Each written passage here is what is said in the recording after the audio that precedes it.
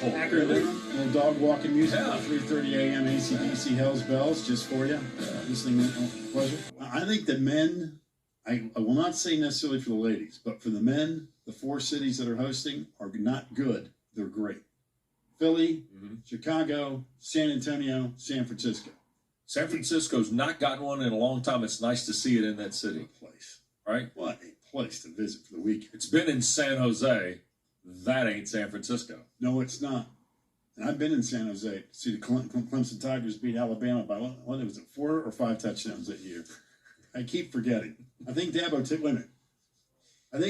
took a knee to make sure that the greatest football team in the history of mankind, according to some on the SEC Network and others, would only lose by 4 touchdowns and not 5. I think that was in San Jose.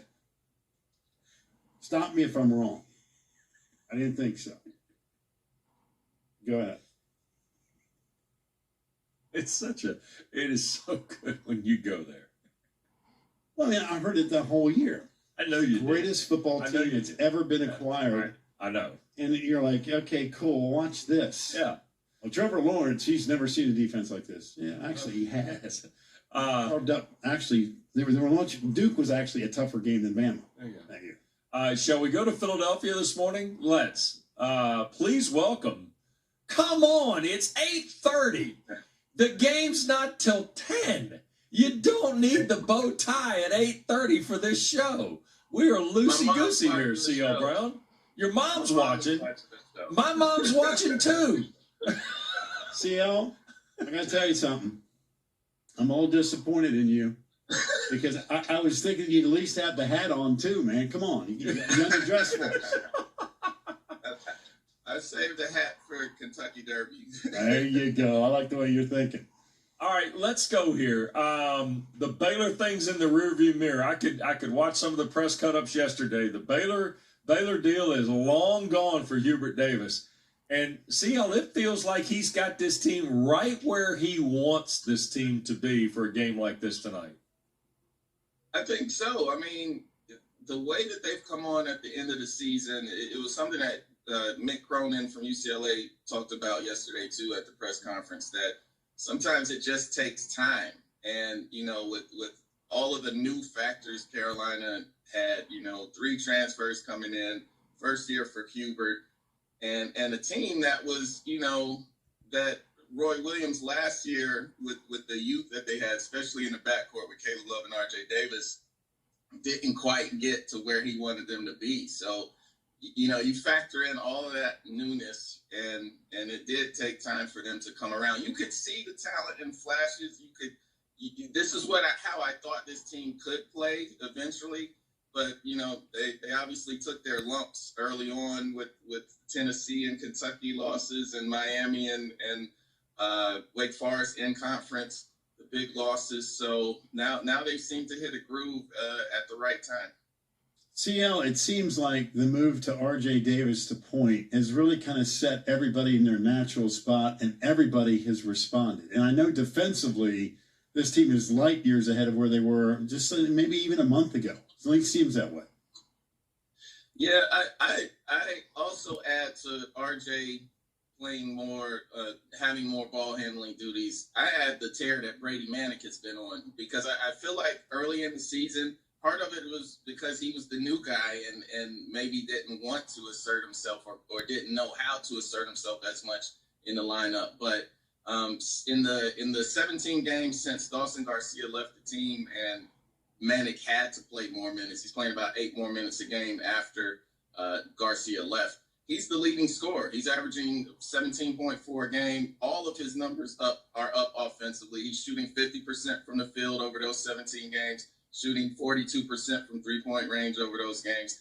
And I think I think he's like a safety blanket for him. Like, you know, I dare call him the MVP of the team, even though, you know, you could look at what Armando certainly has done the entire year for Carolina, averaging a double-double. But, you know, when Brady comes out and makes those early shots, you know, it's like, look out. You know, he changes everything for them offensively, especially with the spacing, which is another thing that Mick Cronin pointed out yesterday and is concerned about for UCLA. All right. UCLA's biggest concern, though, has to be Jaime Jaquez, right? I mean, that just does not change. I know he practiced. Packer has a great theory on those practices that, you can, run up and down the floor and everything's fine, but the game's the game. The game is the game. So give me a feel here. Jaime Jaquez, on a scale of 1 to 10, where do you think he is after watching it? Because I know you watched him jog the floor yesterday. That's what very enterprising journalists do on shoot-around days in arenas before Sweet 16s. Exactly. I mean, I would probably put him, at a 6. I think he's definitely going to play. He's gonna give it a go, but I don't know how effective he will be. Once he's making real hard cuts and really putting stress on that ankle, which I'm not sure if he did yesterday in practice. I think it is a different ball game, and he would probably be the guy who's going to be chasing around Manic.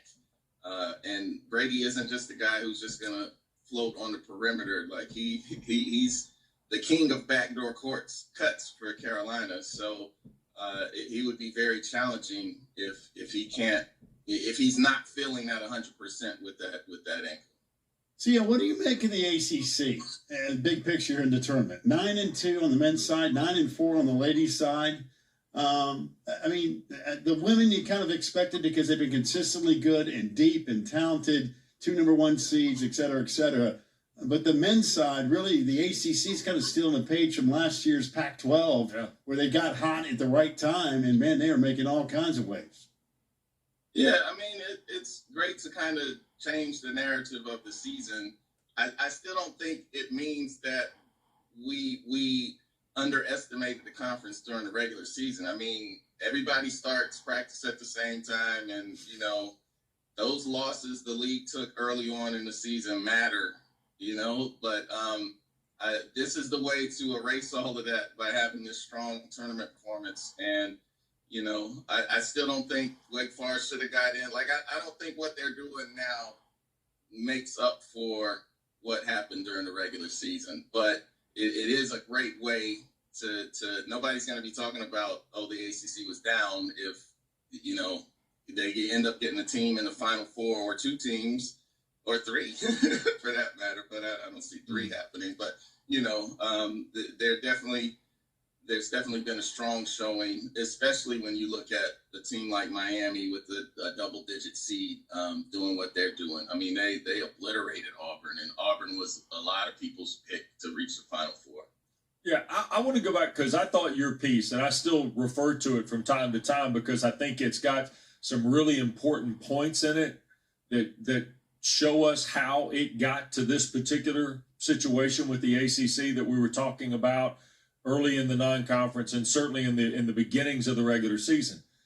But I also want to counter that by saying, what have you learned and what have you seen about losing the transfers out, gaining the transfers in, the maturation of certainly the team you covered, Carolina, who had to get a 9-point home loss to Pitt in February. The Packer reminds me it's my fault because I was there. But what have we learned postscript of your article that can help us understand why this is happening and what may lie ahead in 22-23, if I can ask that? Well, that's a good question because I'm not exactly sure what we've learned. I think moving forward with the league, the main thing is the talent. Like there has to be a influx of talent to kind of get us back to where the ACC that we've been used to seeing. It does help though when you make the right decisions, when you go into the transfer portal, and certainly Brady Manic is exhibit A in something that worked and worked well for Carolina, fitting a need, fitting the way that Hubert Davis wanted to play, and he's certainly excelling in it. But, for every Brady, you have somebody that you miss on. And, you could look at Carolina. I thought Justin McCoy transferring from Virginia would have a bigger impact on his team. The good thing for Carolina was he did when it mattered against Baylor. I mean, Manic gets ejected, Caleb Love fouls out, McCoy has to come in and as a veteran player, was able to kind of fill that void in overtime and get Carolina over the hump. But, overall in the season, he hadn't had as great an impact. So it's kind of tricky. On one hand, you feel like you can turn it fast because, players are out there, experienced players will be out there in the transfer portal. But it's really about finding the right fit and finding guys who are not only going to fit on the floor, but fit the culture of the locker room. So it's kind of remains to be seen what will happen next season in the league. Hey, one thing, the way you're dressed, man, if you don't head down to Terminal Market after this interview and go to the Amish Bakery, get some pancakes or some donuts, you have really disappointed me. I mean, it's one thing not to have the fedora on during the interview, but if you don't go down to Terminal Market after this, I'm going to lose total respect for you, CL. I'll take your advice on that. Hey, first I got to call my mom and ask how I look. Your mom's gonna love you, man. Come on, mothers. Listen, even if you had the worst day of your life, your mom's gonna look at you and go, "Honey, I love you." So that's why moms are the best. True. So don't worry about that. But you better get in line because let me tell you, they'll be 30 deep down there at that Amish bakery at the Terminal Market. Hey, CL. Here's the last piece. Packer says you probably need to get to the arena early tonight for the first game. Nah. You need to get there early tonight to watch St. Peter's play Purdue because Pack said it's over for St. Peter's. It's over for St. Peter's tonight. It probably is. And Purdue, from when Carolina played them back in November in the Hall of Fame tip-off, I looked at them as a Final Four team back in November. And, obviously they're in position to possibly get there this year. So I would like to see that Carolina-Purdue rematch, though, because Leaky Black didn't play in that first game. And I'd like to see a Leaky Black-Jaden Ivey matchup and just to see what happens. You could make it interesting. I think you might get your wish, CL. Yeah. That's why you better get down and get them pancakes from the Amish Bakery, my man. Hey, CL, great. Thank you as always. Appreciate the time. All right. Appreciate you all having me. You bet. C.L. Brown covers Carolina for the News Observer. Always wins Best Dressed on this show. He's sharp, man. He's 2 for 2 in Best Dressed. I'm gonna like the way he looks. Present himself in public, even at 8:47 in the morning. For a 9:50 tip. p.m. Yeah. Late night at Wells Fargo. On the other side, the Blue Bloods are still engaged in this event. Thank goodness. The Peacocks